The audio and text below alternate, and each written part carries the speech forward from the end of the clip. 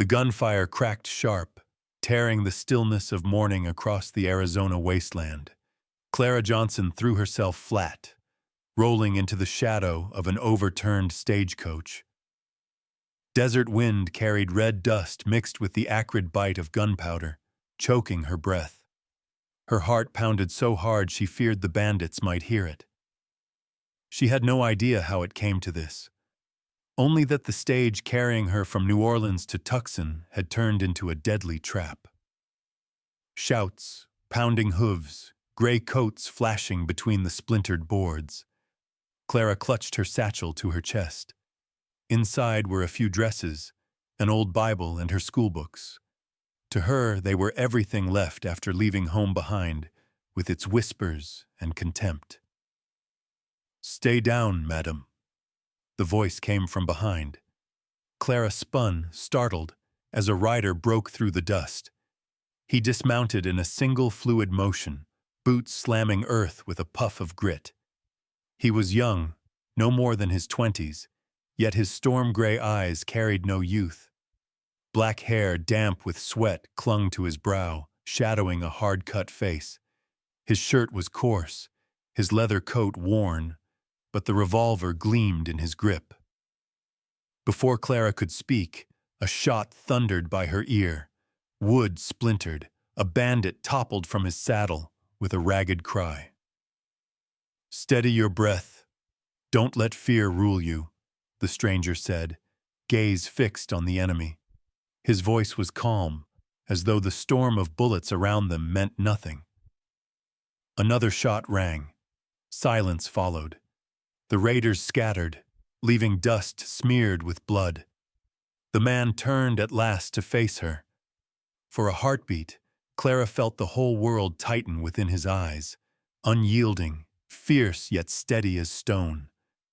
"Jay Carter," he said simply, tipping his hat in a curt nod. "Folks call me Jay. And you?" Clara gripped her satchel like a lifeline. "Clara Johnson," she answered, voice thin but firm. Jay extended a hand. His fingers were rough, calloused by reins and iron, brushing hers. The touch was brief, but carried warmth that unsettled her, safety tangled with danger. He drew her to her feet. Clara stumbled on her skirts, nearly falling, but his hand caught her elbow, solid as bedrock. Their eyes met. What she saw there was not pity, but patience, recognition, a thing she had longed for but seldom known. "You hurt?" he asked, voice low and husky. Clara shook her head, unable to force words past her dry throat. Jay swept a glance over the ruin. "Driver's gone. Others scattered. You stay here, you won't last." He whistled. From the haze, a dapple gray stallion galloped near. Clara took a step back. I can walk." Jay tilted his head, mouth quirking. 15 miles in that dress? Desert won't spare you, schoolteacher." He had guessed her trade, from the satchel heavy with books. Before she could object, his hand closed firm at her waist, lifting her to the saddle. Breath caught in her chest as the strength of him pressed close. For an instant, her world was nothing but the thrum of her pulse and the rasp of his palm. He swung up behind her, chest brushing her back, arm circling for the reins. "Hold on," he murmured, his breath warm at her ear. Clara stiffened, unsure if the tremor in her bones came from fear or something nameless she dared not name. The horse surged forward across cactus-strewn ground. Clara swayed, forced to lean against Jay. His solid frame anchored her in the endless stretch of desert. Each brush of movement, each breath at her neck, left her unsteady. She tried to fix her gaze ahead, yet her eyes drifted to his hand on the reins, so close to her own. Behind them, smoke lingered over the wreck, sealing off the path she had taken. Ahead lay the road to some unknown town, and beside her, a stranger whose eyes had already carved their mark into her chest. Dangerous, steady, undeniable. Neither spoke. Only the drum of hooves carried them on. Clara knew from the moment his rough hand pulled her from the dirt to the saddle, her life had veered onto a new trail. The horse moved with a steady rhythm, but to Clara every jolt shoved her deeper into the unfamiliar. Her skirt tangled, her thin shoes fought for balance, and her satchel pressed hard against her lap. Behind her, Jay Carter sat close, his breath brushing the nape of her neck. "Loosen up," his gravelly voice cut through the desert wind. "You sit stiff like that, even the horse'll feel it." Clara bit her lip, eyes fixed on the endless land ahead. It's been a long time since I rode. And never—" She faltered, unwilling to say aloud she had never ridden pressed against a strange man. Jay glanced down, dark hair falling forward. "Don't worry. I've got the reins. If you fall, I won't let you drop." His arm circled around, calloused hand steady on the leather before her. Each shift of the horse drew her tighter against his frame. Her heartbeat raced, and she hated not knowing if it was from fear or something else. They rode in silence, wind lashing their ears, the sun pouring heat across the barren ground. At last Clara asked, voice low, "Why were you there, just when I needed?" Jay's shoulder brushed her back as he shrugged. "I ride this stretch often. Heard talk the Dryden gang was hunting. Looks like the talk was right." Clara hesitated, then whispered, "You saved my life. I'm grateful." He gave a short laugh, rough but warmer than his words. "Just doing what needs doing. Out here, if we don't look out for each other, nobody lasts." A gust whipped her skirts, and Clara found herself leaning back against him. Her face burned. Jay noticed, but let it pass, shifting the talk. "You're from the East. I'd wager a teacher?" Startled, Clara half turned, eyes catching the storm gray of his. "How do you know?" Jay's mouth tipped in a wry line. "That satchel full of books speaks plenty, and the way you talk sounds like a woman used to a classroom." Clara blinked, surprised at his sharpness. "You're right. I am a teacher, heading to Tucson for work. That's why I boarded that stage." Jay nodded, his gaze carrying quiet respect. "A teacher. Kids here need that." She looked down, voice thin.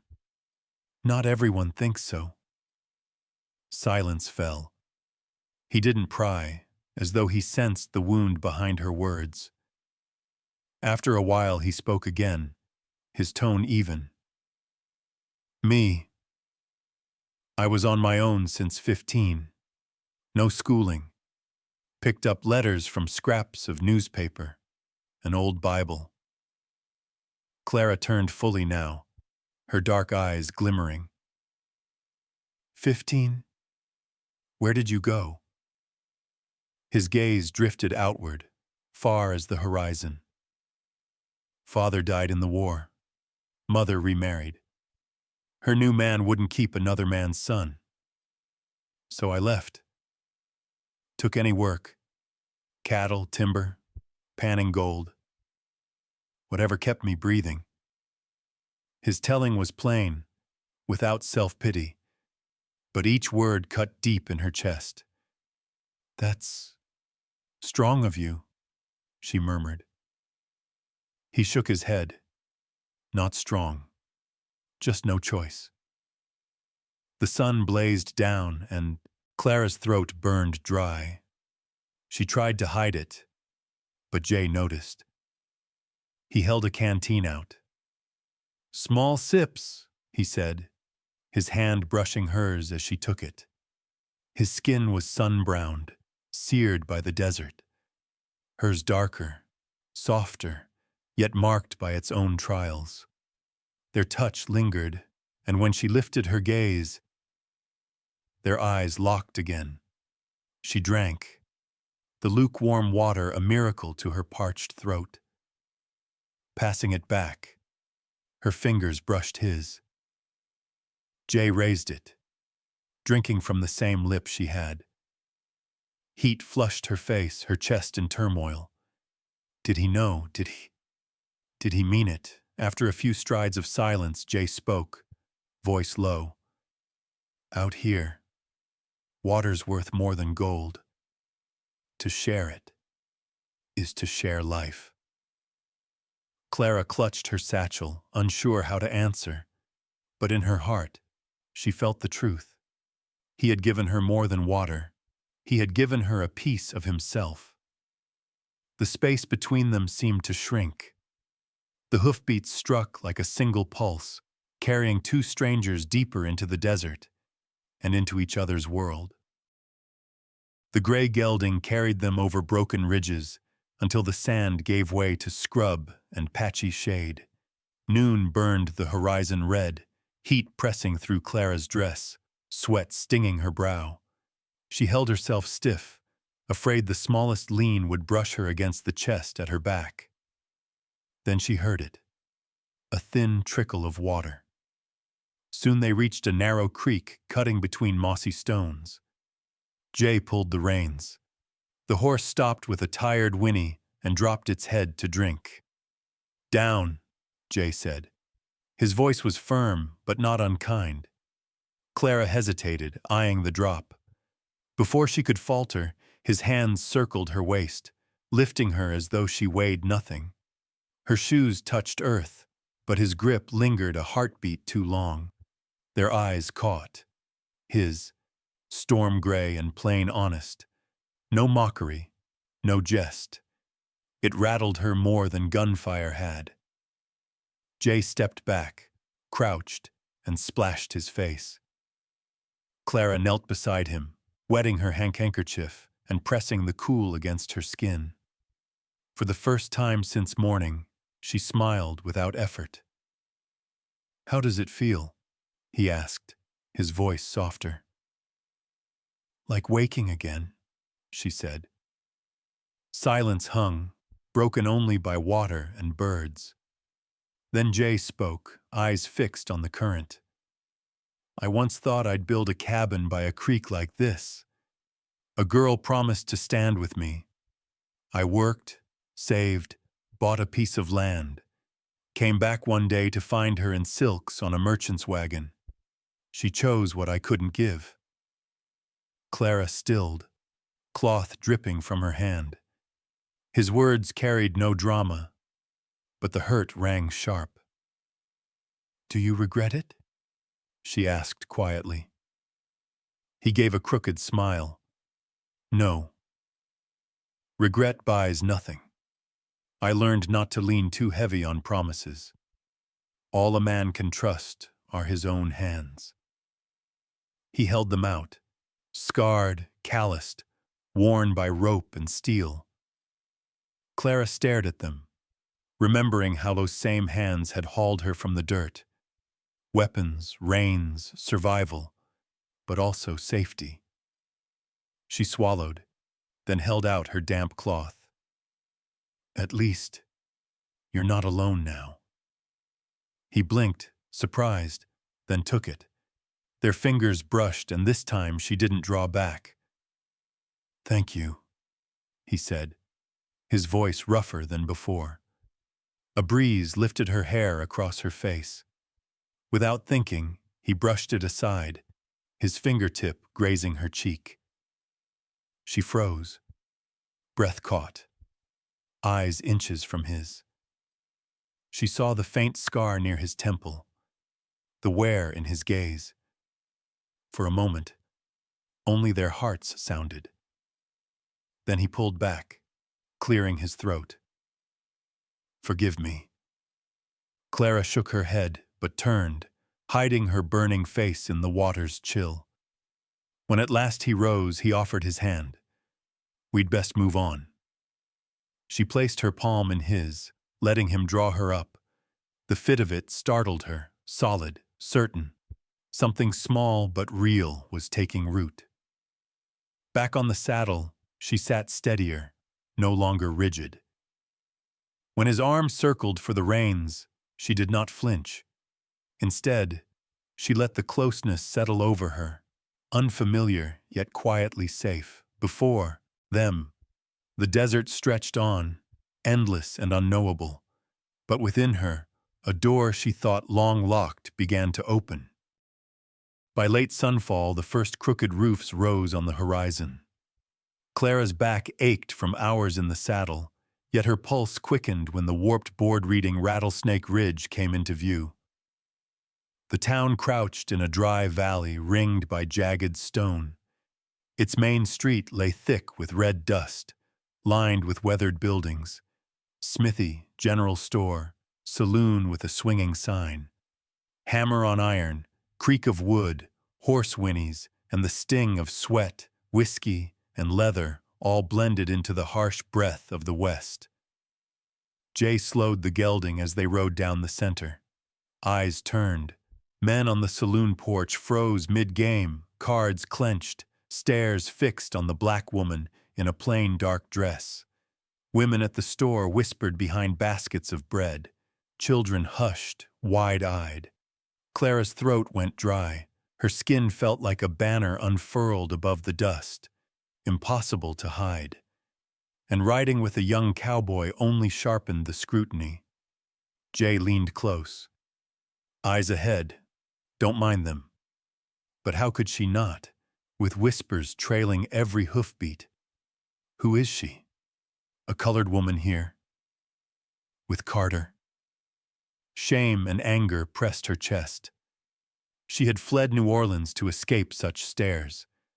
Yet here they were again, at the desert's edge. They stopped before a sagging two-story inn. Jay dismounted, then offered his hand. Clara hesitated, then took it. His grip steadied her to the ground. For a moment their eyes met, and she drew breath from the calm steel in his.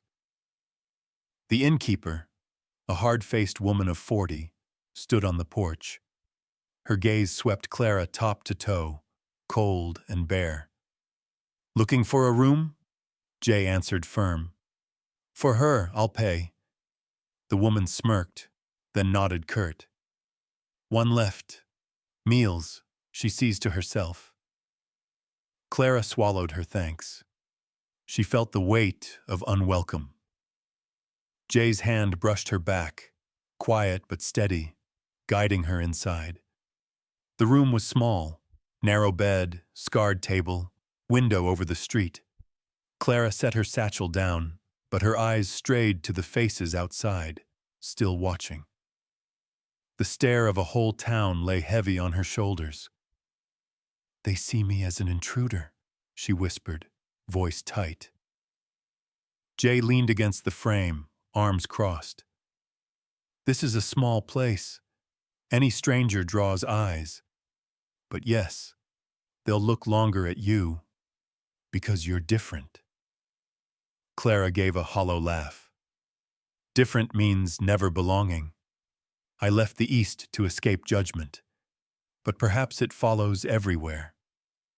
He pushed off the frame. Standing near enough, she caught the smell of leather and sweat. "You lived through this morning. Don't let glances bring you down. They'll grow used to it." Clara searched his storm-gray eyes, eyes that had seen loss, but carried a steadiness she yearned to believe. She realized he might know the sting of being dismissed better than most. "You don't understand," she murmured. "Where I come from, difference is a sentence. I left to find a place to be accepted. And if even here," her voice broke. Jay said nothing.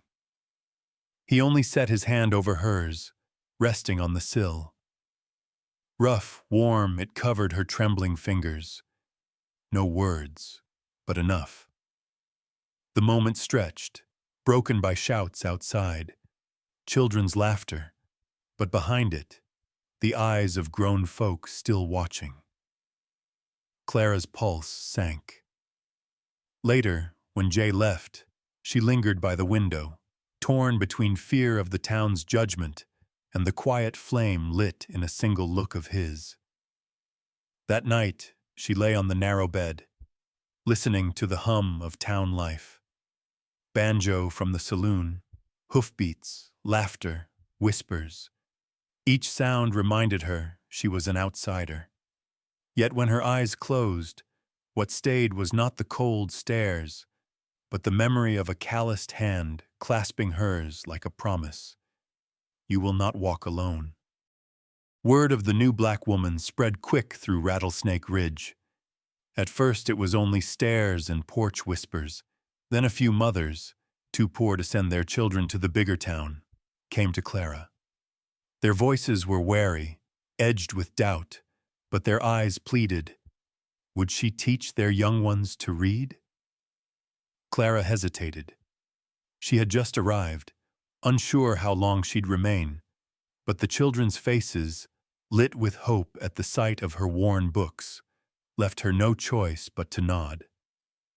So a small room in Mrs. Whitmore's cabin on the edge of town became a school. Rough planks served as desks, mismatched chairs crowded the space, sunlight streaming through a dusty pane. On the first morning, nearly 10 children squeezed in, eyes wide with hunger for learning. Clara laid her old Bible on the table and traced the letters with chalk across a crude board. This is B. Her voice steadier than she expected. Little hands copied with charcoal, laughter spilling when mistakes were made. Clara smiled, lightness filling her chest. For the first time, she felt a foothold in this closed-off town. On the second day, Jay Carter appeared. He leaned in the doorway, arms crossed, watching. The children whispered, half in awe, half in fear of the armed cowboy. "What brings you here?" Clara asked during recess, hiding a smile. He shrugged. "These planks are crooked. Figured I'd straighten them." He lifted a bench with ease, setting it firm. Clara shook her head, though warmth spread in her chest. She knew he needed no excuse. He simply wanted to be near. Often, as she bent to guide a child's hand, she felt his gaze steady on her, not pressing, only present, like a shield at her back. Each time their eyes met, brief but unguarded, her cheeks burned. One afternoon, an ink bottle spilled. Jay was there at once, blotting with a rag, his fingers brushing hers, both stained dark. They froze, then shared a quiet laugh, awkward but binding. "Next time, twist the cap tight," he said offhand, though his tone carried warmth that sent her heart skittering. Other days he brought firewood or a small sack of pastries. He pretended they were for the children, yet his eyes always found Clara. She knew, and she no longer looked away. Some evenings, when the room emptied, Jay stayed to help stack the boards. Their hands met again, this time neither of them pulling back. "You're doing more than you think," he murmured, gaze locked on hers. "I only teach letters.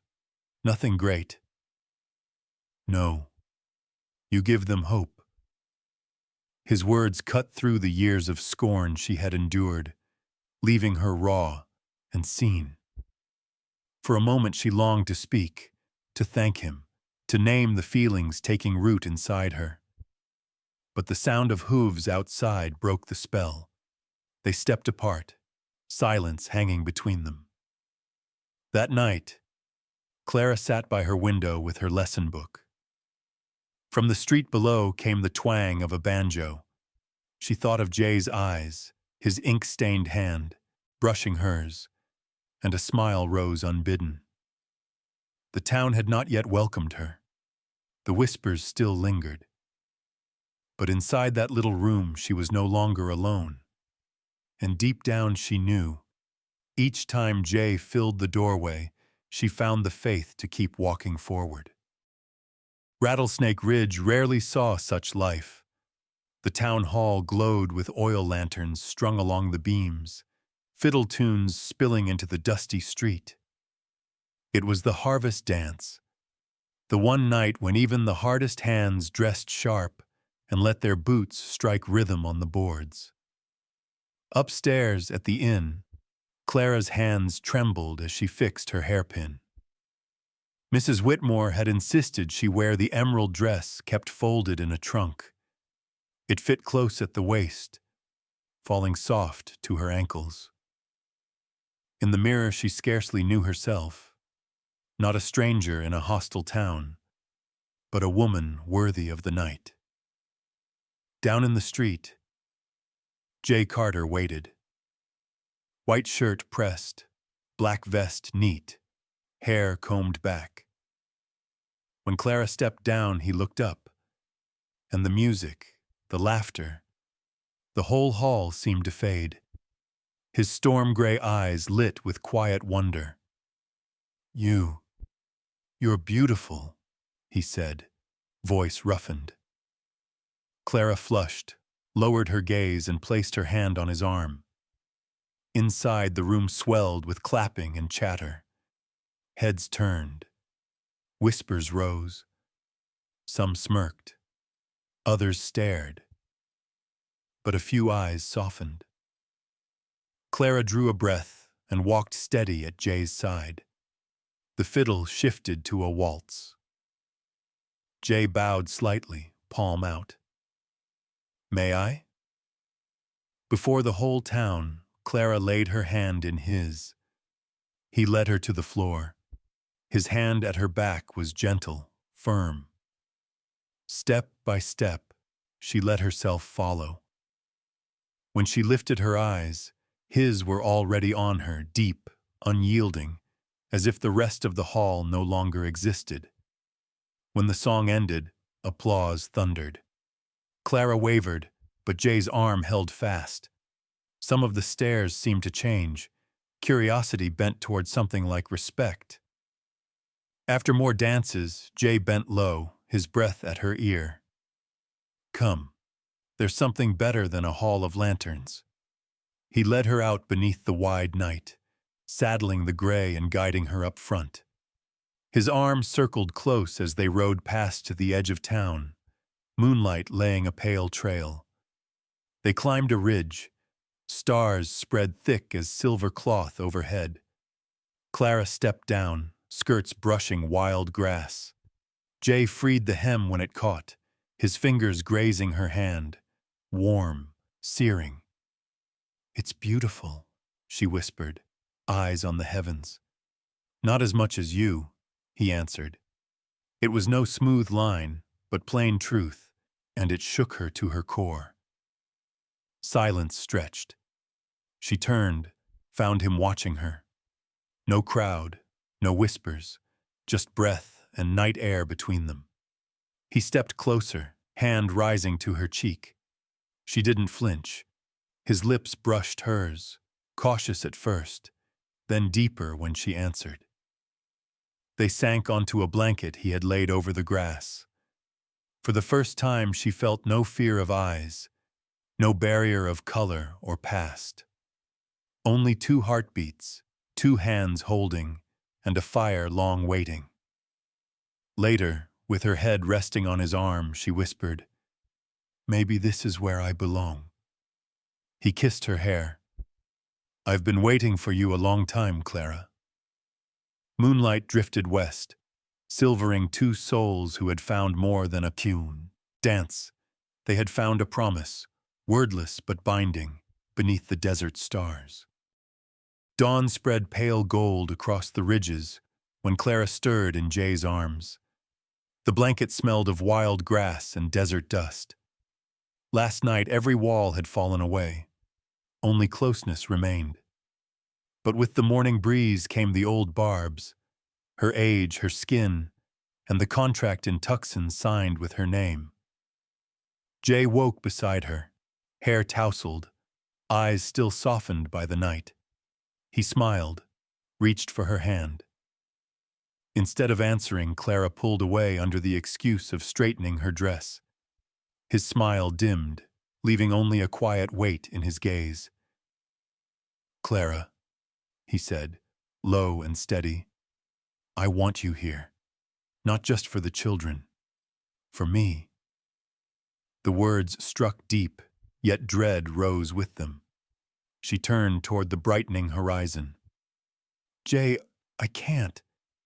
There's a school waiting in Tucson, people depending on me.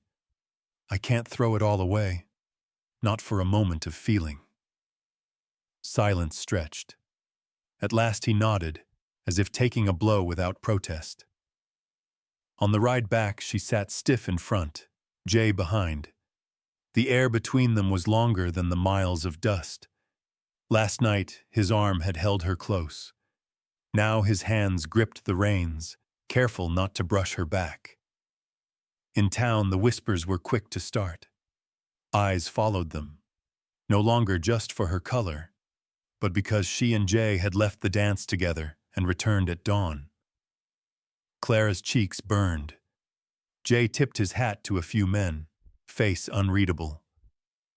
Upstairs at the inn, Clara caught her reflection. The flush at her throat told its own story.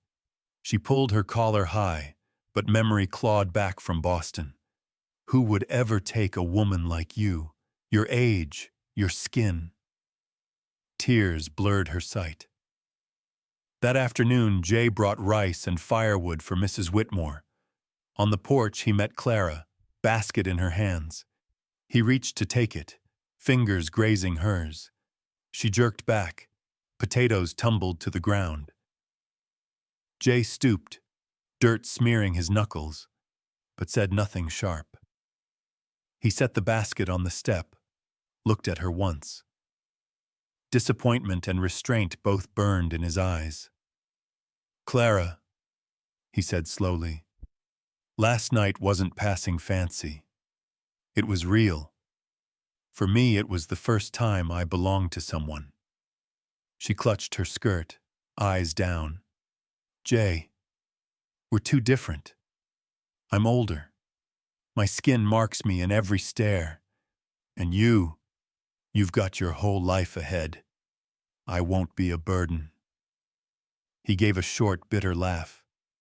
"A burden? You think I care what they say? The only thing I care about is waking up tomorrow and seeing you there." Her body trembled, but instead of closing the space, she stepped back. "I'm sorry, I need time." His eyes darkened. He nodded once, turned and walked away, boots heavy on the boards. Clara stood rooted, chest tight. That night she sat by her window, watching the empty street, hoping each shadow was him. Only lantern glow and passing figures answered. She pressed a hand to her heart, whispering, "If it's a mistake, why does it feel so sweet?" Jay drank alone at the cowboy saloon, glass untouched. Laughter and cards clattered around him, but he sat in silence. A few men tossed jokes about the new schoolteacher. Jay's only reply was a narrowed stare before turning away. He had always been quiet, but tonight his silence weighed heavier than steel. By morning he was at the schoolhouse, a load of timber on his shoulder. Clara arrived to find him on the porch. Their eyes met, an ache, a longing, an unfinished word. For a moment it seemed they might step closer, bridge the gulf. But she looked away, lips pressed tight. He set the wood down and left without a word. Children filled the room with chatter, chalk scraped the board. But inside Clara's chest, silence spread wide and sharp. The final days in Rattlesnake Ridge slipped by faster than Clara could grasp. She poured herself into the schoolhouse, as though each lesson might carve her name into the town's memory. Mornings rang with children's laughter, afternoons with their proud reciting of letters once foreign to their lips. Watching them, Clara's heart ached and warmed all at once. Parents came with bread, potatoes, even a hen or two, laying their offerings at her door in thanks. Eliza Cooper, eyes damp, whispered, "Stay, Clara. The children need you. This whole town needs you." The words pierced like a needle, sharp and tender. Yet each night, in her rented room, the contract from Tucson stared back at her from the valise. It promised honor, security, and the chance to reclaim what Boston had stripped away. Still, she could not shake the faces of the children, or the eyes of a man who lingered in her thoughts no matter how she tried. Jay no longer pressed her, but his presence never faltered. A bundle of wildflowers left on the stoop, bound with coarse rope. Their scent was sharp, not sweet, but they shone stubborn and bright, as if born of the desert itself. No name was needed. She knew. One evening he placed a small, paper-wrapped parcel on the school desk. Inside lay a worn book, its spine cracked but its pages intact. On the first leaf, faint writing read, "Whoever sows letters, sows hope." Clara touched the words, tears blurring the ink. Still, the distance remained. Their eyes would meet only for her to turn away. His hand would reach for her basket, and she would clutch it tighter, leaving him with empty fingers. Each missed moment cut her with equal parts sorrow and longing. The children clung tighter as the end neared. Little Samuel, barely 4, clutched her skirt when she spoke of leaving. "You can't go," he pleaded, tears brimming. "Who'll teach me to read?" Clara knelt, hugging him close. "You'll keep learning, Samuel. I believe in you." But as she turned, her own tears fell. One evening, Jay appeared at the empty schoolhouse. He stood framed in the doorway, hat shadowing his face. "Have you decided?" His voice was quiet, but steady. Clara's fingers tightened around a stub of chalk. "I have to go, Jay. I gave my word. I signed my name." His eyes darkened, then softened with weary patience. He stepped forward, laying a single flower on the desk. "I won't stop you. But remember, this place is more than dust. There are hearts here waiting for you." That night, Clara lay restless, caught between two visions. Tucson, with its order, its respectability, its safety.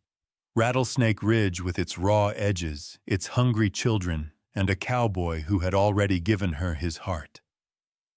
Opening the window, she heard the wind carry the dry scent of earth and grass. Across the street, Jay sat alone outside the livery, bent over a battered guitar. His rough hands coaxed a halting tune into the night air. Each note struck her chest like truth laid bare. She covered her mouth to stifle a sob, unable to call out. The next morning, every child begged her to stay. Small hands tugged at her dress, eyes glimmering with desperate hope.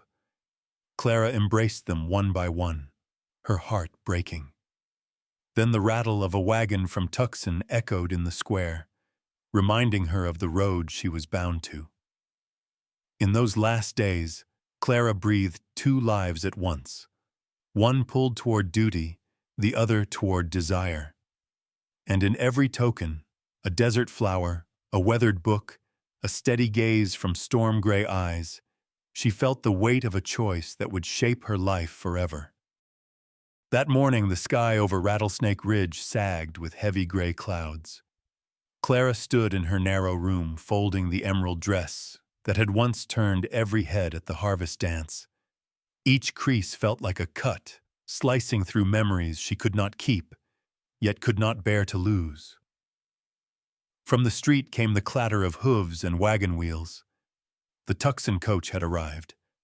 Time was closing in. Children had wept, parents had pleaded, but Clara pressed on, haunted by one voice inside. You gave your word.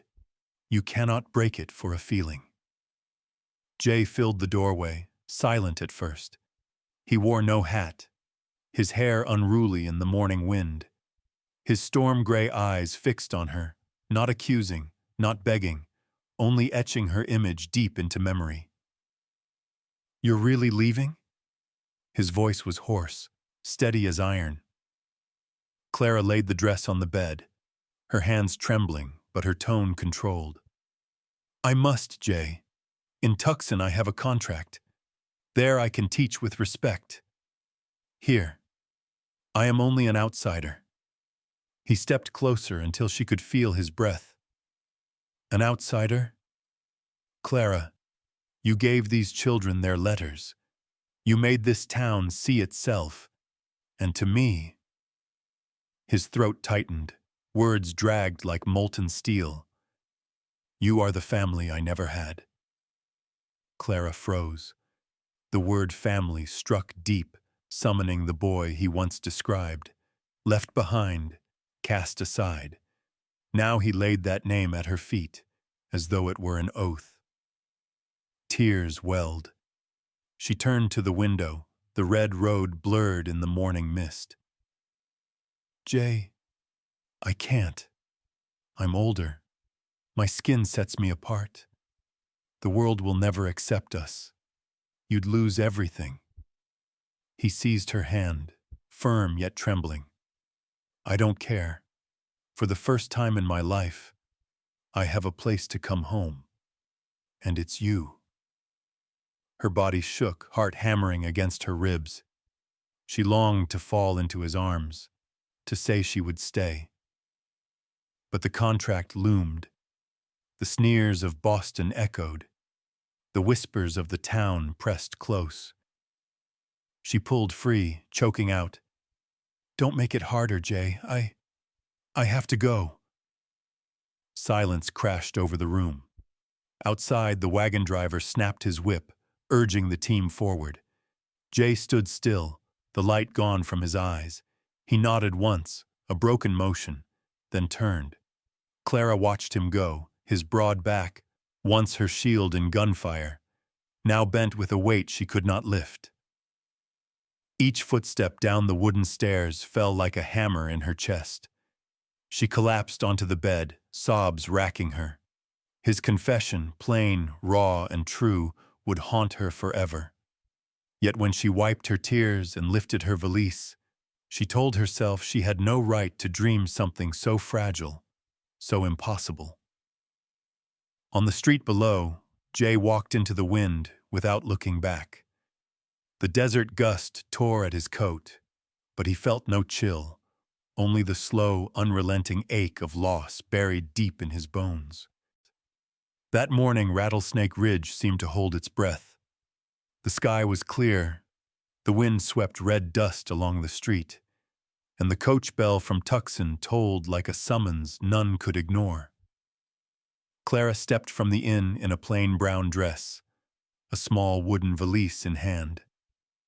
She forced a smile, but her swollen eyes betrayed the sleepless night.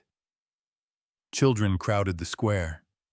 Little Samuel clung to her skirt, thrusting out a rough-hewn wooden horse. For you, so you remember me. His voice wavered. Clara held him close, drawing deep against the tide of tears. Others pressed tokens into her hands. A bundle of wildflowers, a battered notebook scrawled with crooked letters, a frayed handkerchief. Each gift was a plea, wordless but heavy. Don't go. Parents stood behind, solemn. Some nodded thanks, some sighed. Mrs. Whitmore embraced her, whispering, If the day ever comes when you know you belong here, my door will be open." Clara only nodded, eyes stinging. Her hand trembled as she lifted the valise onto the coach. Yet one absence hollowed the moment. Jay Carter was nowhere to be found. Not on the saloon porch, not at the forge, not in the crowd. The man who had shielded her from bullets, who had steadied her from the saddle, who had given her a night beneath the stars, gone. Her gaze searched the street, desperate for a glimpse. Nothing. The emptiness pressed like iron. "Time, miss," the driver called. "Long road ahead." Clara climbed aboard. From the window she saw the children waving, faces blurred with dust and grief. She lifted her hand, lips trembling with a smile that broke as the wheels groaned forward. The square receded, swallowed in haze. Clara pressed her palm to her chest, hearing Jay's voice echo, "You are the family I never had." The road stretched barren, lined with cactus and silence. She leaned her head against the frame, eyes straining back, praying for a lone rider chasing. But only wind and sand answered. Disappointment swelled, sharper than any word. If Jay had come even with a single nod, she might have leapt down, might have turned back. His absence sealed the truth. This was farewell. The coach jolted over ruts. Clara closed her eyes, clutching Samuel's handkerchief. Dust and cloth carried the scent of memory. The desert night. The stars. The warmth of arms she could not keep. Silent tears traced her cheeks. On a ridge west of town, Jay stood alone. He had not braved the square. From there, he watched the coach shrink to a blur, trailing a plume of dust. His fist clenched, jaw set, eyes locked until the wagon vanished at the horizon. A hard gust tore his hat away. He let it go. He stood unmoving, stone against the desert wind, heart splintered within. Inside the coach, Clara opened her eyes and looked back one last time. Only the endless road behind. Yet she knew. A part of her remained in Rattlesnake Ridge, bound to a man with storm-gray eyes she would never forget. The coach wheels clattered over the red dirt road, each jolt striking Clara like a blow. Dust streamed in through the cracks, stinging her eyes, but she did not blink. Through the narrow window she watched Rattlesnake Ridge fall away, timber roofs shrinking into smudges, swallowed by the desert haze. Every turn of the wheels sounded final, as if hammering shut a door she wasn't ready to close. Her hand clenched Samuel's handkerchief so tightly the threads frayed under her fingers. It was a scrap of cloth, uneven stitches, but its weight was heavier than the trunk at her feet. "Don't go," Samuel's voice whispered in her memory, his small hands tugging at her skirt. Then came the ghost of another sound, the rough strum of Jay's guitar drifting on the night wind. Strings imperfect but true, a song that had played against her ribs long after it ended. Clara's throat closed. She had told herself she was leaving for honor, for duty, for the contract in Tucson. But now, with each mile, the truth twisted sharp inside her. Leaving wasn't honor. It was betrayal. Betrayal of the children who had looked at her with hungry eyes. Betrayal of the women who had handed her eggs and bread in thanks. Betrayal of her own heart, which for the first time had found a place that felt like home. "Stop the coach!" The words burst from her chest, ragged, shaking, but full of steel. The driver turned, brows knitted. "What's that, miss?" "I said stop. I'm not leaving." He muttered, baffled, but tugged at the reins. The wagon jerked violently, throwing Clara against the seat. Dust swirled high as the horses skidded to a halt. Before the driver could speak again, Clara wrenched the door open. Her skirts tangled with thorns as she leapt down, stumbling but not falling. She didn't look back. She ran. Boots pounded the dirt, lungs burning. Each stride tore fabric, filled her shoes with grit, but her body felt lighter than it ever had. The road stretched before her, shimmering in the heat, and all she saw in her mind were storm-gray eyes, pleading, wounded, unforgettable. By the time the town square came into view, Clara's breath was ragged, hair plastered against her cheeks. People still lingered, murmuring about the teacher who had left them. When they saw her appear from the opposite road, dress torn, face streaked with sweat, silence swept through the square like a wind. "She's back!" a voice cried. Children broke ranks first, their small bodies darting like arrows. Samuel led, bare feet kicking up dust, shouting her name. He slammed into her arms, nearly knocking her down, and she knelt, clutching him as if he were her anchor in the storm. "I'm not leaving," she whispered fiercely, lips pressed to his dusty hair. "I'm staying with you." Little hands clutched her skirts, tugged her sleeves, encircled her waist. Laughter spilled through tears as more children crowded around. Clara's own sobs shook her chest, and she let them fall, uncaring of the crowd watching. Then the crowd parted. Jay stepped out, shoulders rigid, face unreadable at first. He looked as though he didn't trust his own eyes. Fragile hope flickered across his expression, faint as dawn breaking through cloud. His gaze locked onto hers, trembling, searching for proof she was not a dream conjured by a desperate heart. Clara rose on unsteady legs and crossed the square. The murmurs faded. The only sound was the creak of wooden awnings in the wind, the shuffle of children pressing close. "Jay," she breathed, her voice cracked but steady. He moved closer, each step deliberate, eyes never leaving her. "Why?" She pressed her palm against his chest, feeling the hammer of his heart. "Because I can't leave. Because I finally see it. My place isn't Tucson or Boston or anywhere that asks me to be less than I am. My place is here, with these children, with this town, and with you." His eyes widened, glossed with tears he didn't fight. For a long moment he said nothing, only searched her face as if memorizing every line. Then his arms closed around her with a force that nearly lifted her from the ground. He held her like a man afraid she might vanish again, and there, in the center of Rattlesnake Ridge, Clara felt herself whole. Their lips met, fierce, unhidden, unashamed, a kiss that carried every word they hadn't dared to speak. The square froze. Time held its breath. Then Mrs. Whitmore, who had once handed Clara cold bread with colder eyes, clapped her hands together. The sound cracked the silence. Others followed, hesitant at first, then building, until the square roared with applause. No whispers, no ridicule, only recognition. Children cheered, their voices piercing the desert air.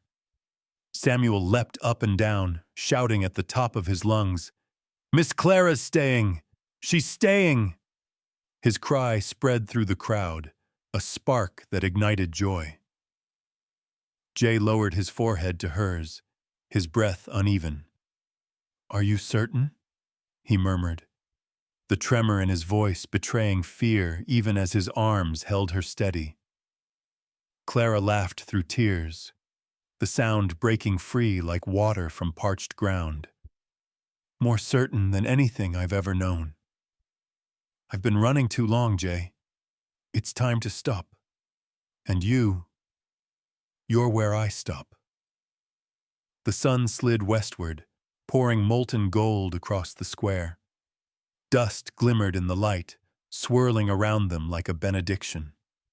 A black woman and a young cowboy, arms entwined, lips joined, no longer hiding, no longer apologizing.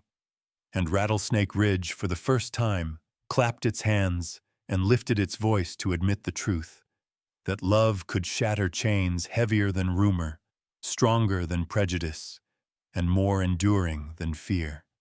That evening, as the crowd thinned and lanterns were lit along the porches, Clara and Jay stood together at the edge of the square. Children still clung to her skirts, reluctant to let go, while neighbors approached with nods that carried new weight.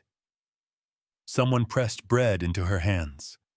Another promised lumber for the schoolhouse. Small gestures, but strung together, they formed a bridge Clara had thought impossible.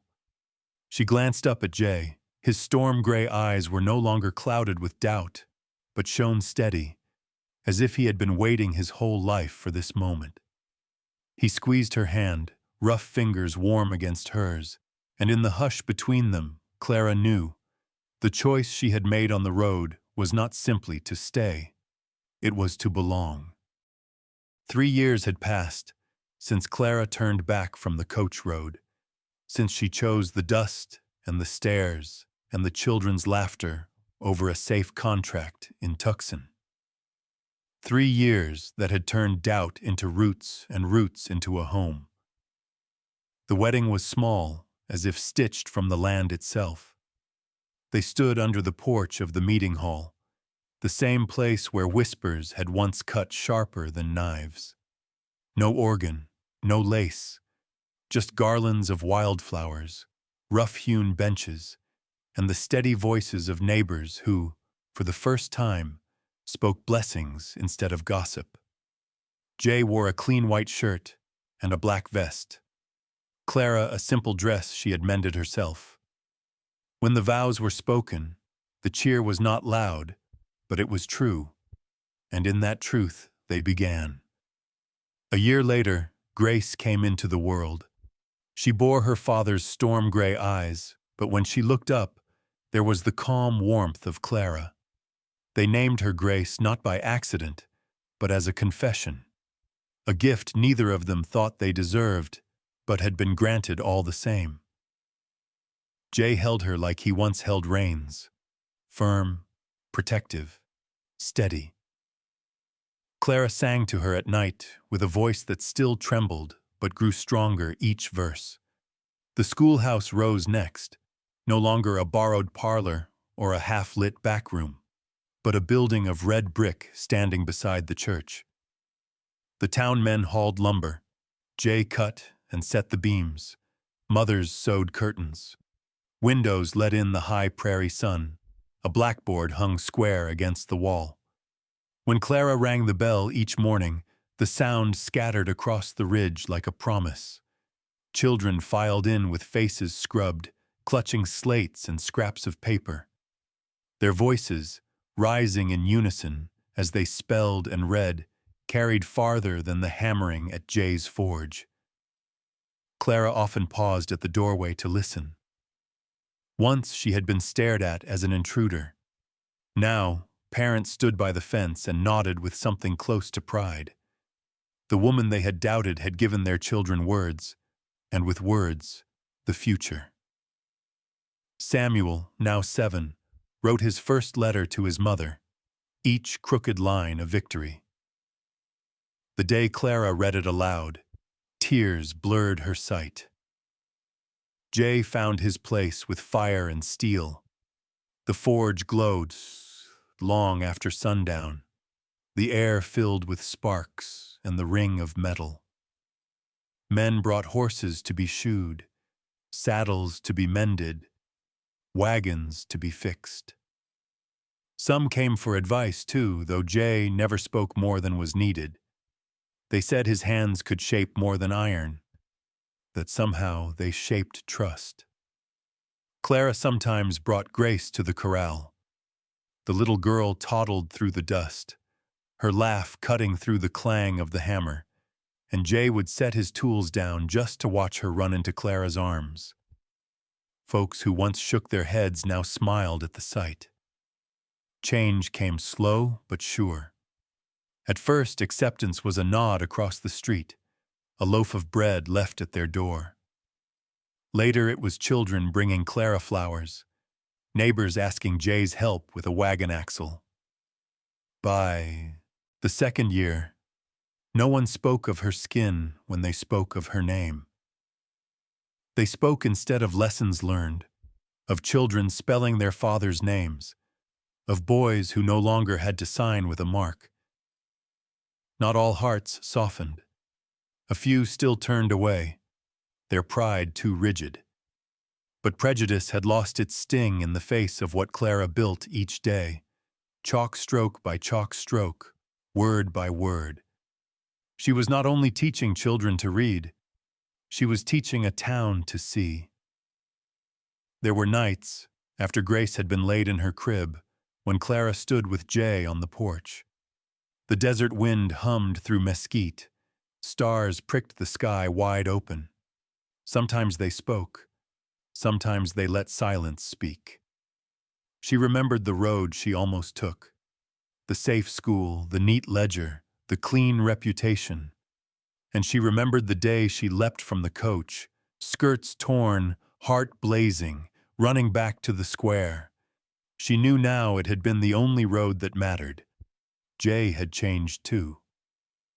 The drifter who once kept his distance had learned to lean. He laughed more easily, though still low and quiet. He no longer walked with the wary edge of a man always leaving. Folks said he looked anchored now, as if the forge and the schoolhouse and the cabin had stitched themselves into his very skin. And when he looked at Clara, there was nothing wandering in him. One evening at harvest, the schoolhouse yard filled with families. Lanterns hung from trees, children recited verses, mothers passed baskets of bread. Jay stood at Clara's side, Grace clutching his leg. Mrs. Whitmore, who had once given Clara only the coldest room, lifted her glass and said, "To the teacher who made us better than we were." The cheer that followed rolled across the ridge, and Clara lowered her head, overwhelmed. Later that night, when the noise had faded, Clara found herself by the window. Grace slept. Jay leaned against the frame, shirt sleeves rolled, hair damp with sweat. He reached for her hand and held it with the same surety he held reins and hammer. "You did it," he murmured.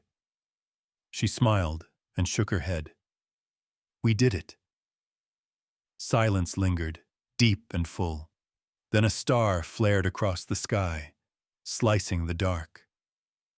Clara gripped his hand tighter and whispered, "Love isn't measured in years or in color, but in the courage to stay." Jay kissed her hair, eyes glinting in starlight. And under the endless desert sky, with dust settling quiet around them, they knew this was the truth of their lives. That home was not given, nor stumbled upon. It was chosen. And once chosen, it could endure. So the story of Clara and Jay did not end with a coach departing or a town whispering. It lived in the brick schoolhouse, in the forge's glow, in a little girl's laugh, in the clasp of two hands that had weathered storms. It lived in every morning bell, in every hoof strike against the ridge, in every star that fell across the western sky.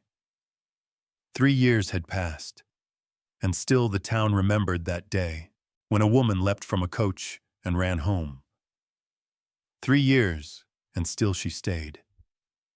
Perhaps what touches us most is not gunfights or dusty coaches, but two souls, never meant to find each other, who dared to stay, dared to hold on despite the world.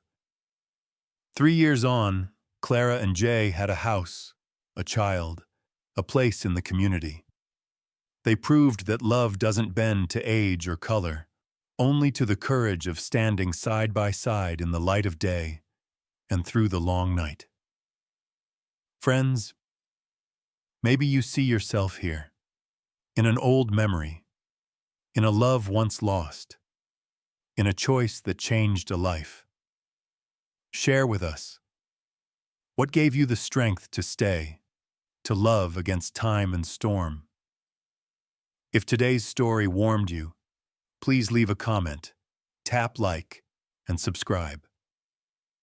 Together, we'll keep telling Wild West love stories, where love always finds its way home.